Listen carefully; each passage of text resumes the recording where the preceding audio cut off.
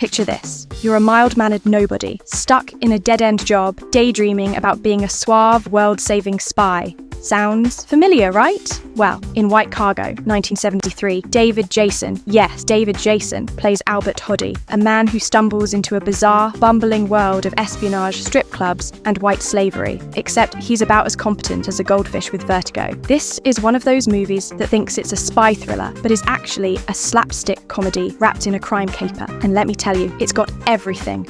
Undercover cops, ridiculous villains, and two of the most useless government agents ever put on screen. So, what's the deal with White Cargo? Let's dive in. Our story kicks off when Albert, a man who spends more time daydreaming than actually living, gets an invitation to what he assumes is a high-class gentleman's club. Spoiler alert, it's not. Instead of sophistication and cigars, he finds himself in a dingy strip joint where the dancers are more enthusiastic than skilled. While he's busy trying to make sense of it all, he notices Stella, played by the stunning Imogen Hassall, arguing with a thug named Harry, a bouncer built like a bulldozer, played by none other than Darth Vader himself, David Prowse. Albert, in true hero fashion, imagines himself swooping in to save the day. Thank you. You're fantastic. After being thrown onto the street like yesterday's fish and chips. Are you all right? Albert gets an unexpected second chance at heroism when Stella takes him home to dry off. Here, you. The bedroom. Bath. Oh, Albert, you didn't think I was talking to you. But before he can even process what's happening, she's kidnapped. Before she's dragged away, she manages to hint that Albert should find a mysterious book written in Arabic. Now, if this were a real spy thriller, Albert would use his extensive knowledge of international espionage to crack the case. But this is White Cargo, so instead, he blunders his way into an Eastern trading company, which, shocker, is actually a front for some very shady business. Good evening. Good evening. We are the census officers of this area, and to complete this official statement as the number of persons Enter Shumley and Fosdyke, two government agents who make Inspector Clouseau look like Sherlock Holmes. Played by Hugh Lloyd and Tim Barrett, these two spend the entire film in a variety of disguises so bad, they make Clark Kent's glasses look like MI6 level deception. They claim to be investigating, but mostly they just get in Albert's way. Through sheer dumb luck, Albert stumbles onto the truth. Fox, the strip club owner, Raymond Cross, is running a white slavery ring. And just in case you forgot this movie was a comedy, one of the women he's trying to sell off is Harry's own girlfriend, Desiree. My public.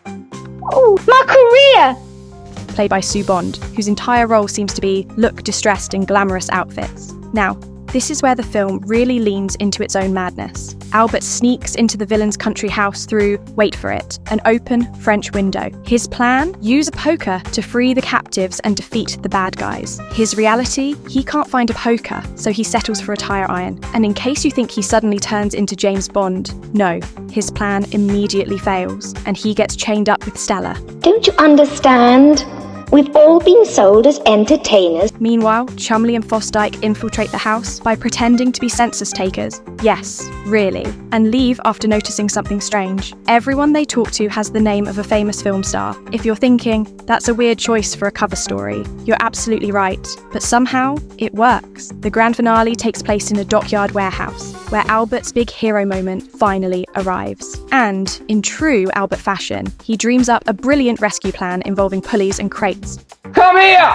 Which, of course, completely flops. But here's the thing. Accidental heroism is still heroism. By sheer luck and gravity, he starts knocking out the bad guys one by one with falling crates. Stella, who, plot twist, turns out to be an undercover cop, calls in the real authorities, and Albert somehow manages to dunk Fox into the docks, like he's in a carnival game.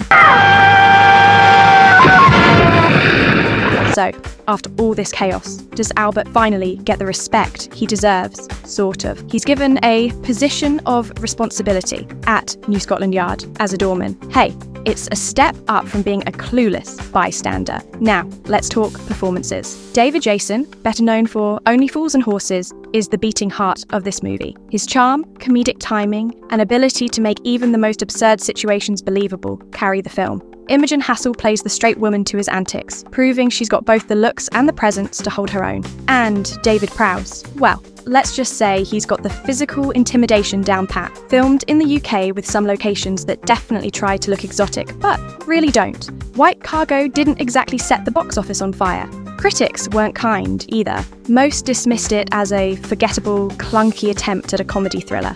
But here's the thing, if you go in expecting a good movie, you'll be disappointed. If you go in expecting a ridiculous movie, you might just have a great time. It's a bizarre, slapstick fever dream of a film, packed with British character actors doing their best, with a script that's both ambitious and completely bonkers. So if you're in the mood for a 1970s comedy that feels like a mix between a spy spoof and a Monty Python skit gone wrong, White Cargo is worth checking out. And hey, at the very least, you'll get to see Darth Vader play a bouncer. What more could you ask for? You are rotten. I'm sorry, love, but he was making himself a nuisance back there.